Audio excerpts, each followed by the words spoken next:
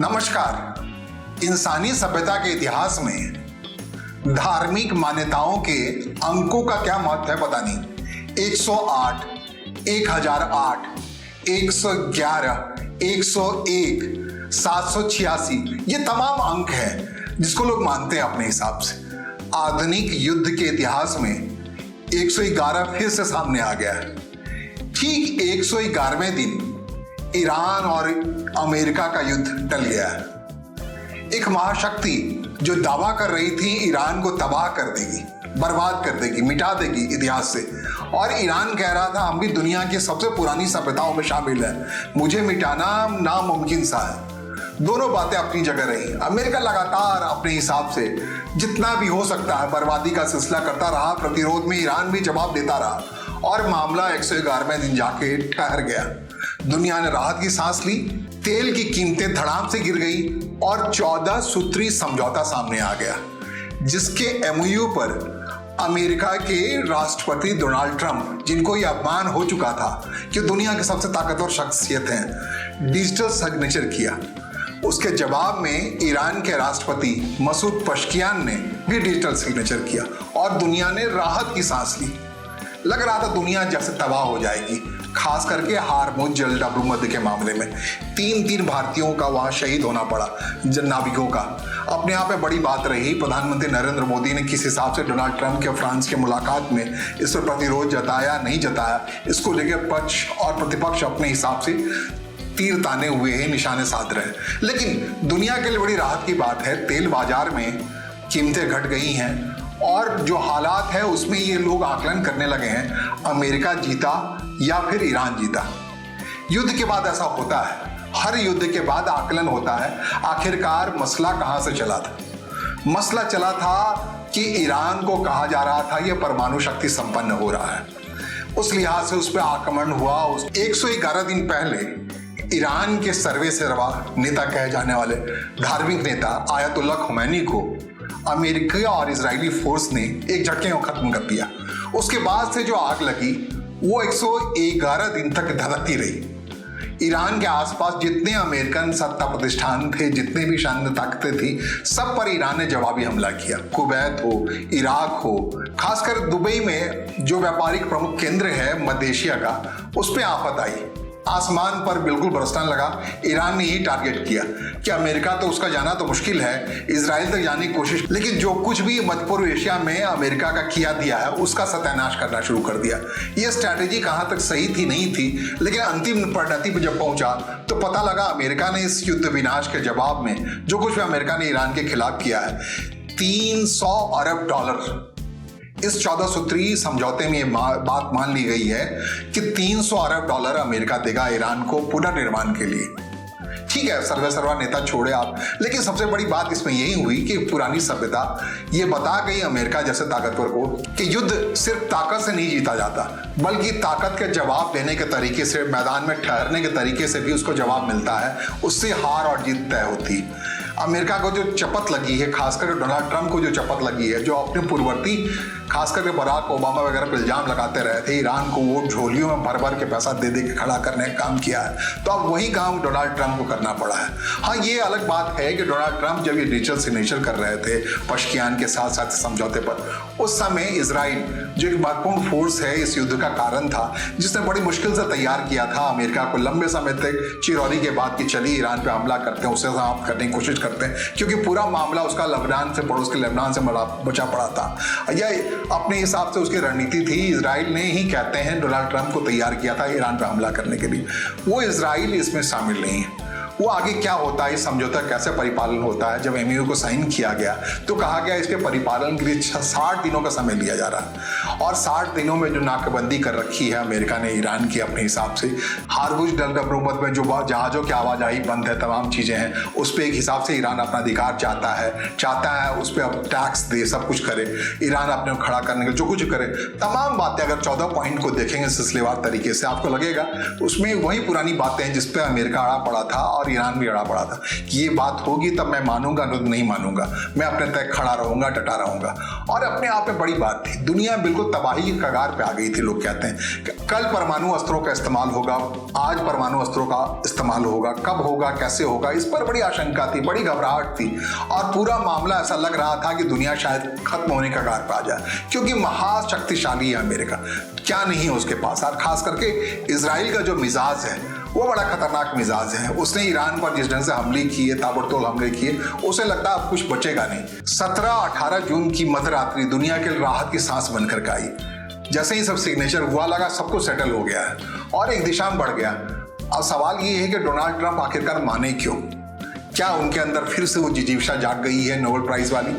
जिस दौर में डोनाल्ड ट्रंप अमेरिका के राष्ट्रपति बने, उस दौर में दुनिया के लिए सबसे बड़ी चिंता की बात थी यूक्रेन और रूस युद्ध। वो तो यथावत जारी है, अब भी जारी है, वहाँ ठहराव नहीं आया है। बीच में हाँ, भारत और पाकिस्तान के बीच मामला हुआ था, वो गड़बड़, उसको अपना श्रेय ले रहे थे, तमाम तरीके से डोनाल्ड ट्रंप ले रहे थे। लेकिन डोनाल्ड ट्रंप के हनक में कमी आई, अमेरिका को उस असर में कमी आई है जो डोनाल्ड ट्रंप दुनिया को अपने हिसाब से हाँकना चाहते थे। व्यापारिक समझौता में डोनाल्ड ट्रंप नए सिरे से चीन को घेरने की कोशिश कर रहे थे, भारत को घेरने की कोशिश कर रहे थे। उनके आने से पहले, अमेरिका के राष्ट्रपति बनने से पहले दुनिया किस रफ्तार में चल रही थी उसका आकलन कीजिए, और उनके आने से कैसे ठहर गई या फिर विनाश के करीब पहुंच गई थी, ये सब कुछ लोगों ने देखा है। क्या डोनाल्ड ट्रंप ने अपनी इस भूल का एहसास किया है जब एमओयू पे साइन कर रहे हैं, जब समझौते की बात कर रहे हैं? थोड़ा उनके मिजाज में वो हल्कापन आया है?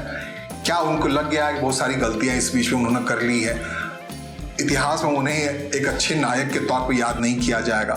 हाँ, अब जब समझौता हुआ है, एमओयू हुआ है, इस बात पे भी रजामंदी हुई, 60 दिन तक ही एमओयू में जो बातें कही गई हैं उसके प्रतिपालन की प्रक्रिया शुरू होगी, और वो कैसे चल रहा है, नहीं चल रहा है, उसका आकलन होगा। उसके बाद 60 दिनों के बाद तब जाकर के UNSC, United nation of security council में इस समझौते पर आखिरी मुहर लगेगी, युद्ध विराम पर अंतिम रूप दिया जाएगा। इस दरमियान दोनों पक्ष, अमेरिका हो, ईरान हो, अपने अपने हिसाब से सैन्य नाकाबंदी का मामला हो, या हार्बन जलयुद्ध खोलने का मामला हो, या फिर ईरान से वादा लिया गया है कोई यूरेनियम जो डेवलप कर चुका है परमाणु बम बनाने के लिए, उससे खत्म करेगा, दुनिया के ताकतों को बुला के लाएगा, वहाँ उसके बीच खत्म करेगा, वो सारी प्रक्रिया चल रही है। इसके अलावा जो 300 अरब डॉलर देने की बात की अमेरिका ने धीरे धीरे, खास करके ईरान के खिलाफ दशकों से आर्थिक नाकेबंदी चल रही थी, दुनिया भर में उसकी संपदा को सीज किया गया था। इसी 14 सूत्री समझौते में इसकी बात हुई है कि वो सीज संपत्ति खाली की जाएगी। ये अपने आप में ईरान के लिए कहते हैं बड़ी जीत है। कह रहा था, शुरू से ही मैं कह रहा था कि हर युद्ध के बाद जीत और हार का आकलन होता है। एक हिसाब से देखेंगे, ईरान की जो ताकत थी या ईरान को जो लोग आंकते थे, उस लिहाज से ईरान की जीत हुई है। क्या इस जीत का मतलब ये है कि आने वाले दिनों में तेहरान एक महत्वपूर्ण आर्थिक केंद्र के तौर पर डेवलप हो जाएगा? 300 अरब डॉलर देने की बात अपने आप में बहुत बड़ी बात है। और अगर युद्ध से बाहर निकल रहा है ईरान, या ईरान को निकलने का मौका दिया जा रहा है दशकों के बाद, 1979 में जब से वहाँ से इस्लामिक क्रांति के जरिए सरकार बनी, तब से अमेरिका जैसी ताकतें उस पर टेढ़ी नजर रखे हुए था। लगातार 79 से अब 2026 की बात हम कह रहे हैं, 4 दशकों से ज़्यादा समय से ईरान के खिलाफ दुनिया बगावत कर रही थी, दुनिया भर में उसकी संपत्ति को सीज कर लिया गया था। अब जब शांति की दिशा में बढ़ गई है दुनिया, ईरान को माफ करने के लिहाज से आगे बढ़ गई है, वहाँ इस्लामिक सत्ता है, उसको हटाने के लिए तमाम उपक्रम हो रहा था। दुनिया के एक लिहाज से लग गया कि ईरान को पिघलाया नहीं जा सकता, हराया नहीं जा सकता। ईरान का भी स्टैंड लाजवाब था। युद्ध की शुरुआत ही उसके सबसे बड़े नेता को खत्म करके किया गया था। आयतुल्ला खमैनी को खत्म करने के साथ ही अमेरिका को लगा ईरान खत्म हो जाएगा, लेकिन ईरान डटा रहा। 111 दिन तक अमेरिका को बारी बारी से पिघलाता रहा, अपनी ताकत का ऐसा प्रदर्शन कर गया कि अमेरिका के राष्ट्रपति डोनाल्ड ट्रंप को कहना पड़ा बैलिस्टिक मिसाइल बनाना कोई बड़ी बात नहीं है, बनाना वो खत्म नहीं करना चाहते हैं। तमाम जो बातें ईरान के बारे में लगातार अनाप शनाप कह रहे थे, उन सबको जैसे उनको गटकना पड़ा। इसे मजबूरी कहते हैं, युद्ध के मैदान में हार कहते हैं। ऐसा नहीं है अब हारा हुआ व्यक्ति को किसी कोड़े से मारा जाता है या बांध के रखा जाता है। अमेरिका जो महाशक्ति के तौर पे खुद को आंकती रही है, उसका इस ढंग से समझौते के टेबल पे आना, डिजिटल सिग्नेचर कर जाना। भैया ईरान का प्रतिनिधि भी सामने नहीं आया, बैठा भी नहीं, मसूद पशकियान सामने नहीं आए, उन्होंने डिजिटल सिग्नेचर किया। डोनाल्ड ट्रंप को कहा कि कोई जरूरी नहीं है मैं आऊँ ही सबके बीच में, और उन्होंने मजबूर किया अमेरिका को एक लिहाज से।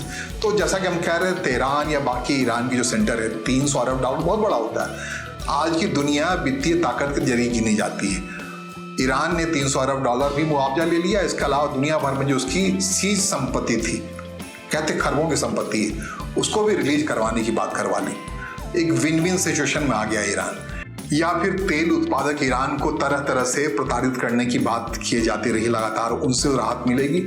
ये सब कुछ देखना होगा। 60 दिनों का सफर है। इस सफर में कैसे अमेरिका चलता है, कैसे इजराइल बिहेव करता है, जो रातों रात तबाह करने पर तुला हुआ था ईरान को। ईरान जवाबी हमले में आसपास के जितने सैन्य ठिकाने, अमेरिकी सैन्य ठिकाने, उसको लगातार तबाह कर रहा था। एक युद्ध में, इस युद्ध में दोनों पक्ष कह सकता है मैं विन विन सिचुएशन में हूँ। दुनिया सच में विन विन सिचुएशन में है। दुनिया तबाही से बच गई जिसकी आशंका थी। परमाणु अस्त्र अगर चलता तब क्या होता, उसका अंदाजा लगाइए। जैसा कि हिरोशिमा नागासाकी को लेकर के आप उसका आकलन कर सकते। द्वितीय विश्व युद्ध के समय अमेरिका के पागलपन से जो कुछ भी जापान में हुआ, उसको देख करके आज भी इंसानी सभ्यता कराती है। ऐसा शायद ईरान में नहीं हुआ। वहाँ स्कूल पे बमबारी हुई, वहाँ खत्म हुआ। ईरान की राष्ट्रीय ताकत जगी, राष्ट्रवादिता जगी, लोग खड़े हो गए, इकट्ठे हो गए। युद्ध शुरू होने से पहले अमेरिका का अंदरूनी तौर पे ईरान के अंदर ही विक्षोभ का एक तरीका चल रहा था, उसको डिस्टैब्लिश करने की बात चल रही थी। वो सब तो एक सीरीज खत्म हो गया। इस युद्ध विराम के समझौते में यही बात हुई है। और आखिरकार फाइनल अभी जो कुछ टिक आना है वो 60 दिनों के बाद आना है। वो कैसा होता है, क्या होता है, उसमें सच में पता लगेगा डोनाल्ड ट्रंप हारे या फिर दुनिया जीती। पूरी प्रक्रिया को देखना अपने आप में दिलचस्प होगा।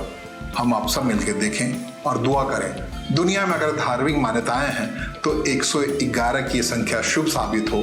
ये तबाही देखी 111 दिनों में दुनिया ने ऐसी तबाही देखी है, ऐसा क्रंदन देखा है कि हर शाम हर सुबह लगता था कि आज दुनिया खत्म होगी, कल दुनिया खत्म होगी। पूरा आर्थिक बाजार तो तबाही हो गया था। अब ये पुनर्निर्माण की घड़ी है, पुनर्संरचना की घड़ी है। इस प्रक्रिया को कैसे पूरा किया जाता है ये भी देखना दिलचस्प होगा। इंसान है, जीवन है, उसका रक्षा तो करेगा ही जैसा भी हो।